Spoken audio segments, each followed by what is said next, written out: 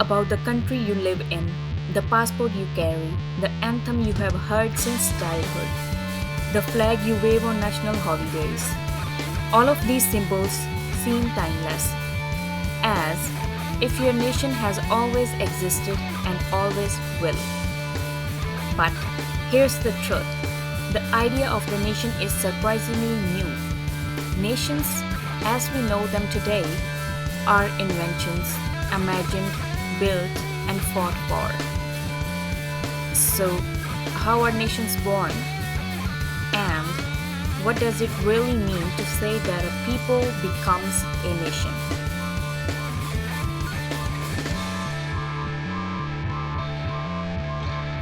Let's begin with the basic question: what exactly is a nation?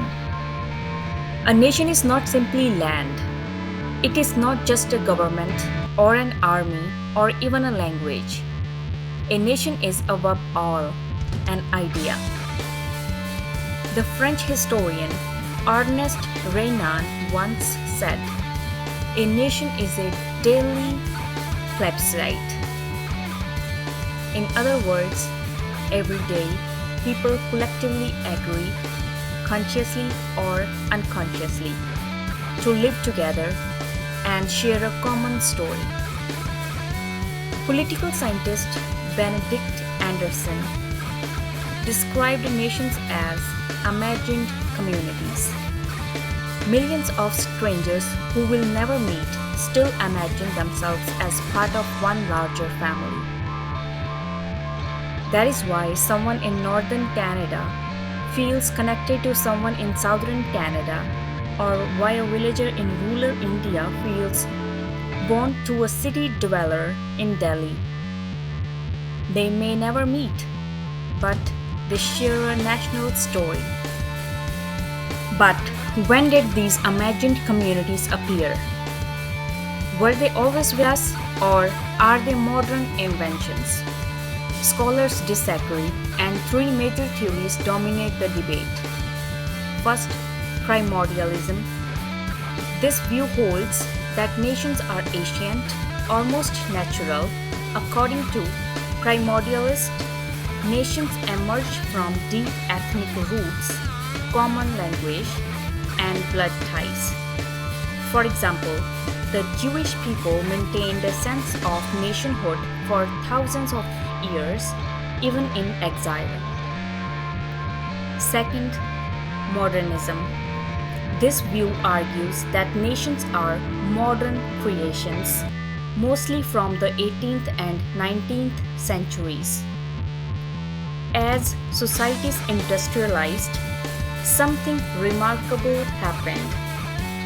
Printing presses spread newspapers in standardized languages. Education unified dialects. For the first time, strangers could imagine themselves as part of the same people. This was Benedict Anderson's idea of print capitalism. Third, instrumentalism. This is the most cynical theory. It suggests nations are top-down projects engineered by elites. Leaders craft flags, write anthems, and invent traditions to unify diverse groups. Italy is a prime example. Before the 1800s, there was no Italian nation. But after wars, diplomacy, and clever myth-making, leaders like Garibaldi and Cavour stitched together dozens of regions into a single identity called Italy. Now, let's trace how nations emerged across history.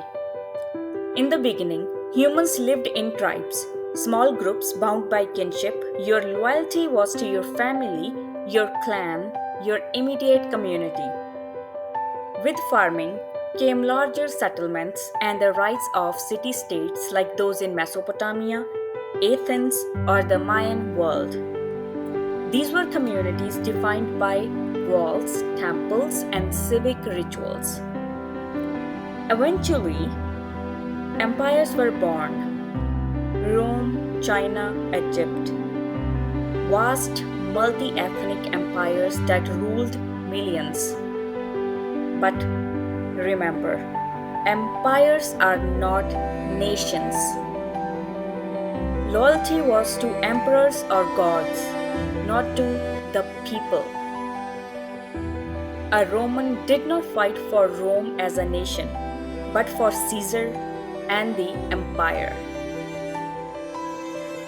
After Rome collapsed, Europe became a patchwork of feudal territories.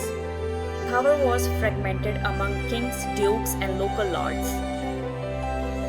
If you lived in 12th century France, you probably didn't think of yourself as French. You were a subject of your local lord, who owed allegiance to a king. Identity was personal, local, and religious. Nations, as we know them, did not exist. The turning point came in the year 1648 with the Treaty of Westphalia. After the bloody 30 Years' War, European rulers agreed on a revolutionary principle: sovereignty. Each ruler would control their own territory without foreign interference. For the first time, the map of Europe began to resemble a system of distinct independent states.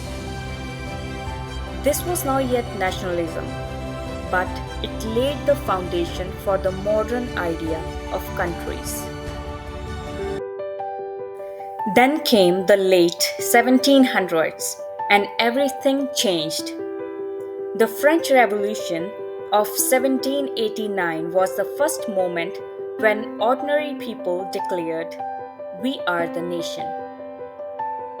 No longer subjects of a king, they became citizens of France. They created the tricolor flag, wrote the anthem La Marseillaise, and invented universal conscription. Every citizen, rich or poor, could be called to defend the nation. The nation was no longer just a territory, it was the people themselves. The 19th century was the great age of nationalism. Across Europe, fragmented states began to unify. Germany was unified in 1871 under Prussian leadership after wars against Denmark, Austria, and France.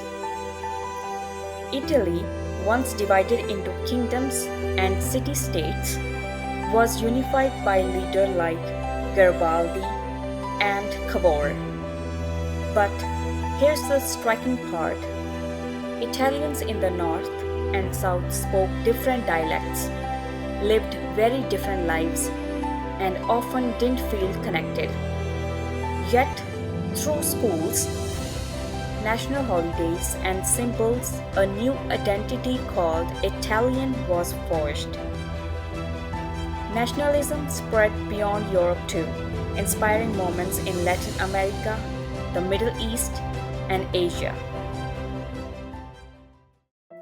The First World War marked another turning point. The Austro-Hungarian Empire, the Ottoman Empire, and the Russian Empire all collapsed. In their place, new nations emerged: Poland, Czechoslovakia, Hungary, Yugoslavia. US President Woodrow Wilson championed the principle of self-determination, the idea that every people has the right to form their own nation. Maps were redrawn, borders shifted, and millions found themselves part of entirely new countries. After the Second World War, the greatest wave of nation birth in history began: decolonization. In 1947, India gained independence from Britain, followed by Pakistan. Across Africa, Dozens of nations emerged during the 1950s and 1960s.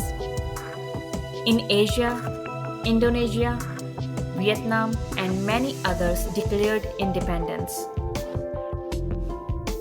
By the mid 20th century, the modern world map was nearly complete. Today, there are 193 recognized states in the United Nations, most of them born within just the last century. So, what does it take to create a nation? Historians point to a few essential ingredients. First, a shared story, founding myths, heroic struggles, independence movements. Second, language and education. Schools that teach one history, one language, one identity. Third, symbols. Flags, anthems, monuments, even sports teams that carry national pride. Fourth, sovereignty. Borders recognized by others, a government that claims legitimacy. And sadly, fifth is conflict. Wars often accelerate national unity more than peace ever does. But here's the question: are nations eternal? Some argue globalization is erasing borders, making nations less important. Think of the European Union, where people move freely across countries. Others argue the opposite, that nationalism is stronger than ever. Brexit, Catalan independence, the Scottish referendum all show how powerful the pull of nationhood still is. Perhaps nations, like people, are born, grow, change, and sometimes fade away. So, the next time you look at a flag, sing an anthem, or cross a border, remember this: nations are not timeless. They are inventions, imagined into being, built through struggle, and sustained by shared belief. The birth of nations is one of humanity's greatest stories, and it's still unfolding today. If you enjoyed this journey, don't forget to hit the like button, share it with a friend who loves history, and subscribe to Tiny Things for more stories that reveal the hidden sides of our world. See you in the next one.